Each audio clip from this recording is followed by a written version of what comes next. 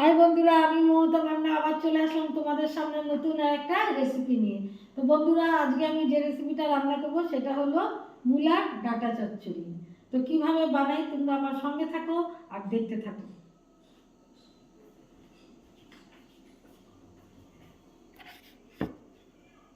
বন্ধুরা, এই যে মূলোর এই ডাঁটাগুলো আমি চচ্চড়ি বানাবো। তো কিভাবে বানায় তো আপনারা আমার সঙ্গে থাকুন আর দেখতে থাকুন। এই যে এই ডাঁটাগুলো দিয়ে আমি চচ্চড়ি বানাবো। বন্ধুরা, মূলোর ডাঁটাগুলোকে আমি এইভাবে কেটে নিয়েছি। এইভাবে শুধু মূলোর ডাঁটাগুলোকে এইভাবে কেটে নিয়েছি। তো এখন আমি এই মূলোর ডাঁটাগুলোকে সিদ্ধ বসিয়ে দেব। সরষের তেল গরম হয়ে গেছে, তো একটা শুকনো লঙ্কা দিয়ে দিয়েছি তেলের মধ্যে। এখন দিয়ে দেব আমি সামান্য পরিমাণে 5 ফোড়ন। আর এবার দিয়ে দেবো আমি এই যে ডাঁটা প্রেসারে সিদ্ধ করে নিয়েছি। তো এই ডাঁটাগুলো এখন আমি দিয়ে দেব। মূলোর ডাঁটা,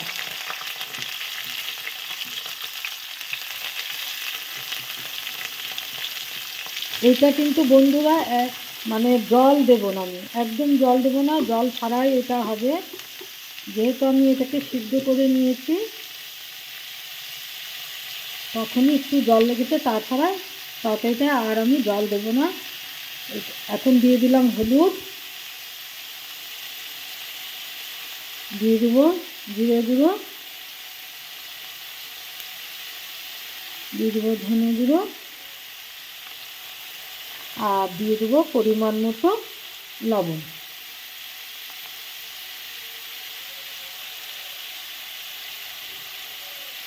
দিয়ে আমি এটাকে ভালো করে নেড়ে নেব। এটাকে যেহেতু সিদ্ধ করেছি তখনই এর গায়ে একটু একটু জল জল আছে। এই যে জলটা, এই জলটুকুতেই কিন্তু হবে, এক্সট্রা করে কোনো রকম আমি এতে জল দেব না। এবার দিয়ে দেব করে রাখা মশলাটা।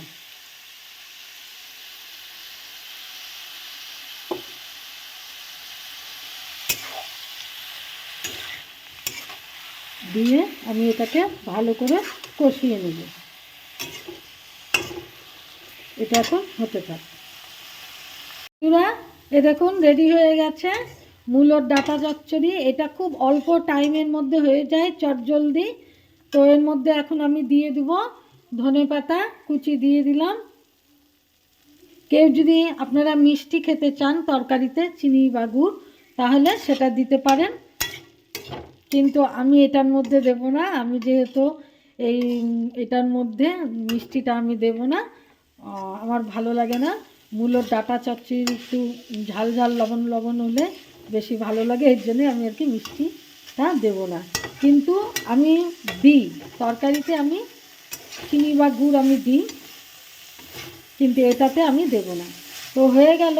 তো এখন এটাকে নামিয়ে ফেলবো। রেডি হয়ে গেছে মূলোর ডাঁটা চচ্চড়ি। তো এটাকে আমি নামিয়ে ফেলবো। তার আগে আমি সামান্য পরিমাণে একটু সরষের তেল দিয়ে দিব, একটু ঝাঁঝ হবে, বেশ খেতে খুব ভালো লাগবে। এই সরষের তেল আমি সামান্য পরিমাণে দিয়ে দিলাম। আমি এখন নামিয়ে নিব, এটাকে নেড়ে নিই। ব্যাস রেডি হয়ে গেছে মূলোর ডাঁটা চচ্চড়ি।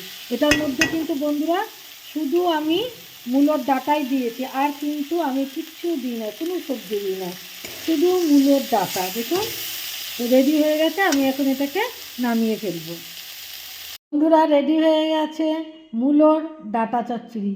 দেখুন কত সুন্দর লাগছে, খেতে হেভি টেস্টি মূলোর ডাঁটা চচ্চড়ি।